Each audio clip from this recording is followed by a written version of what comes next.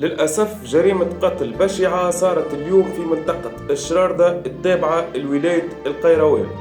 شاب عايش في إيطاليا، أمه توفات عندها مدة، ومن بعدها بوه عاود حياته وعرس من جديد.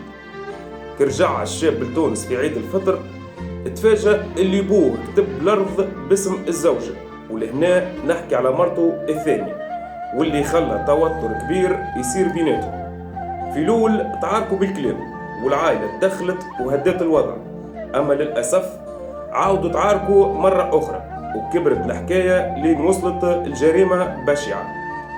الشاب العائد من إيطاليا أقدم على قتل زوجة بوه باستعمال بندقية صيد، وأطلق عليها 4 رصاصات، ومن بعد لاذ بالفرار، ولحد الآن مازال في حالة فرار. ربي يرحمها إن شاء الله، وربي يصبر أهلها وناسها، وربي يسترنا ويبعد علينا العمر. الخلافات مهما كانت ما تستاهلش توصل لسفك الدماء مهما كان السبب.